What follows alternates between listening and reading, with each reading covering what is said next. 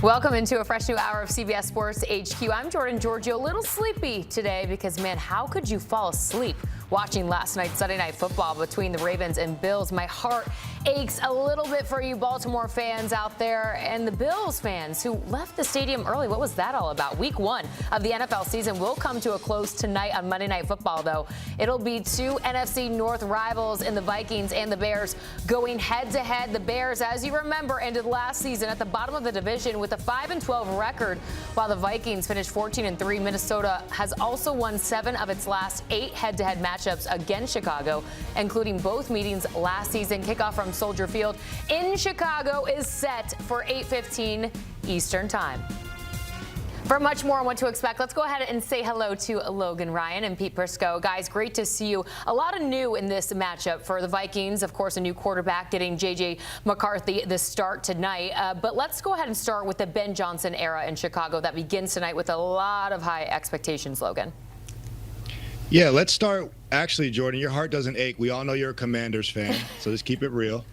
You're happy the Ravens lost. We know that. Very happy, but, you know, you got to feel bad for him. Come on. You know, it's like it was his time. It was Lamar Jackson's time, but also a part of me is pulled in another direction. Josh Allen, come on. You're happy for both of them. That was great. That was a great football game. We're going to have another great one here tonight. Obviously, seeing Ben Johnson and Caleb Williams get along and how this outfit looks. I hope it looks a lot better than the Lions offense I saw the other night. Ben Johnson is sorely missed over there in Detroit, it looks like early, but this is why he's the real deal. This is why they brought him to Chicago.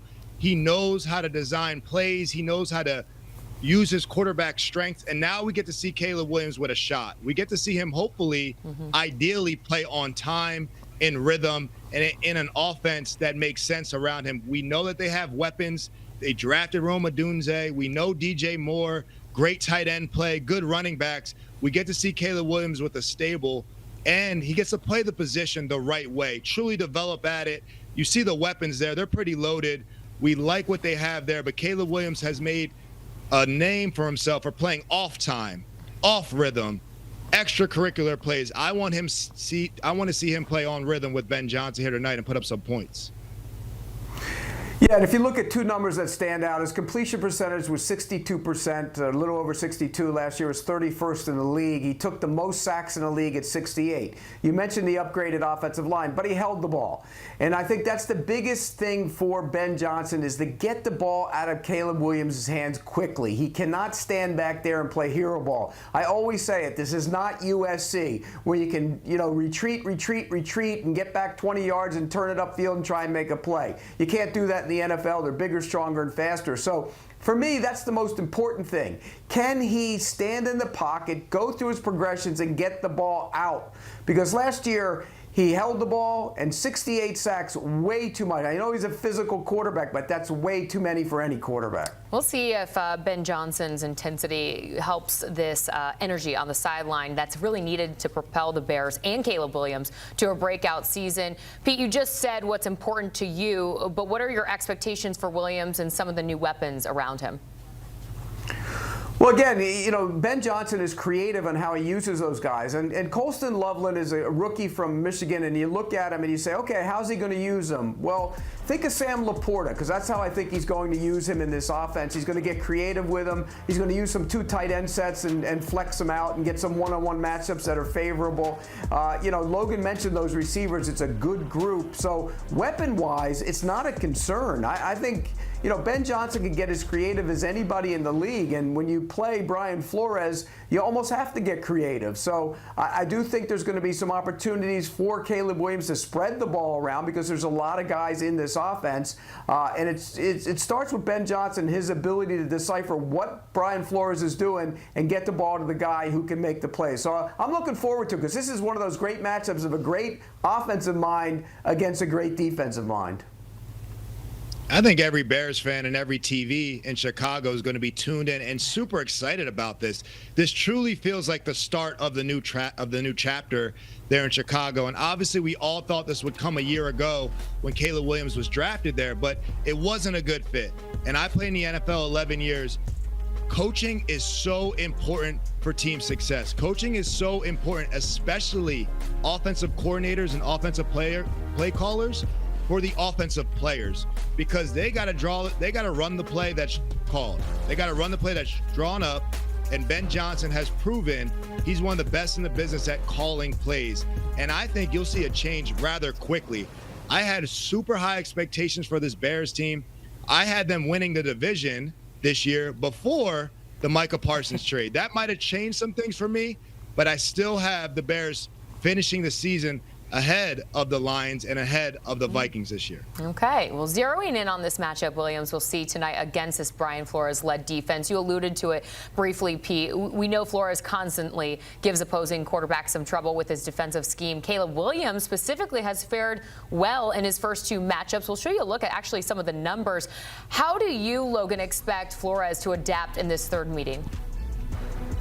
You're going to see those blitzes. I played in Brian Flores' defense in New England. He was there when I was there in New England winning Super Bowls, and he is one of the most aggressive defensive play callers in the NFL. He is going to find whatever makes the quarterback uncomfortable, and he's essentially going to find blood in the water and release the sharks.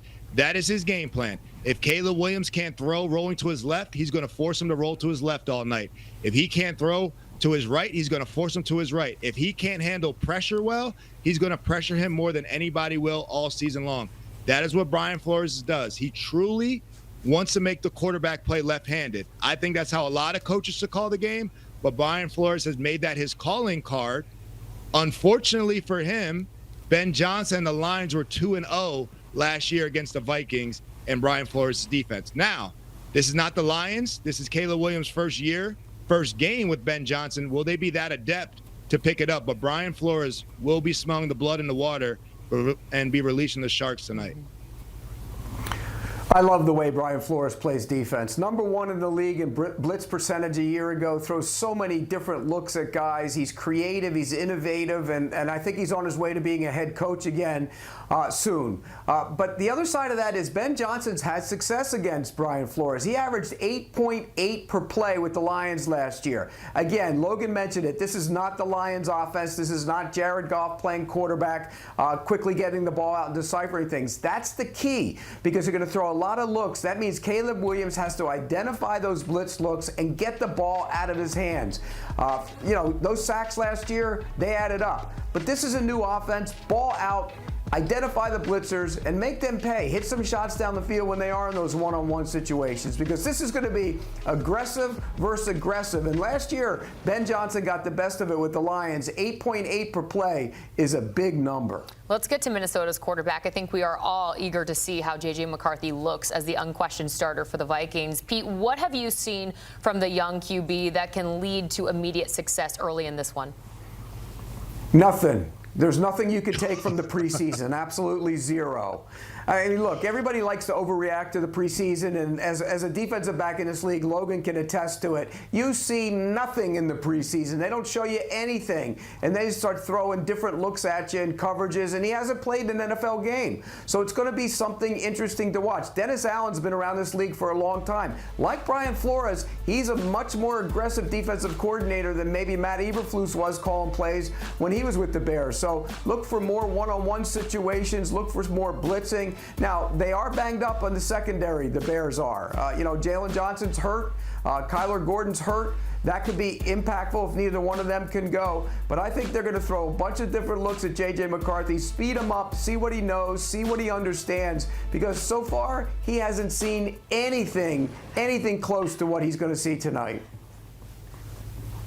Yeah, I love to disagree with Pete. You know that. I had it all last year, but I agree with him. You do see nothing in the preseason as a DB. They can just be setting you up for a trap and run the exact double move that you didn't see all preseason and kind of set you up. So it's all fresh. It's week one football. There will be mistakes made. There will be leads blown like we saw last night in that Ravens-Bills game. Look, J.J. McCarthy's unproven in this league. You got to earn your stripes in the NFL, and this is going to be a great test on the road in Chicago.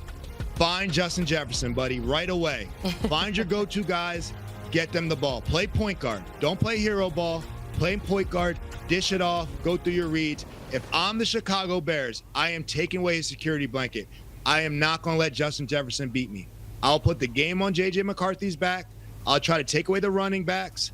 I will take away his number one weapon and live with Adam Thielen beating me. But I'm not going to let Justin Jefferson beat me tonight. That's not the way to do it when you have a young, essentially rookie quarterback in J.J. McCarthy making his first start. All right, so J.J. McCarthy's first career start week 1 on Monday Night Football remains a mystery for now. We'll find out soon enough at 8:15. With all this being said, gentlemen, let's go ahead and get your pick tonight, Logan, on Monday Night Football. Who you got?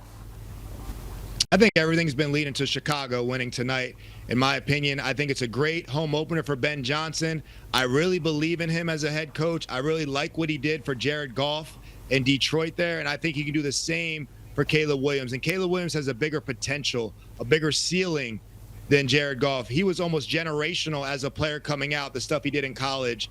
Now we get to finally see the package around him with the weapons, the upgraded offensive line, and now the great play caller behind him. I'm expecting a big night from Caleb Williams and the Chicago Bears. All right, Logan has confidence in the Bears. Odds makers favoring with the Vikings just slightly on the road at 1.5. Pete, let's get your best pick against the spread here. Yeah, I'm taking the Bears as well. I think this is a great chance for Ben Johnson to serve notice to the rest of the division that he will have an offense that can move the football. One thing to keep an eye on, we didn't even discuss this, both teams want to be more physical running the ball. And, you know, you look at the Vikings, they upgraded the interior of their offensive line. They want to run the ball more and take the pressure off J.J. McCarthy. You look at Ben Johnson's history. He wants to run the ball. So keep an eye on that early in this game. But I think the team that wins will be the Chicago Bears. Ben Johnson will have success against Brian Flores tonight. All right, Vikings-Bears Monday Night Football Week 1 comes to a close tonight. Gentlemen, always great to see you. You can catch more from Pete and company on our new NFL Sunday Recap Show. 8:30 p.m. Eastern Time, the crew breaks down the best games, the best plays, and it's the best place, really, to catch all of Pete's hot takes in one place here on CBS Sports HQ.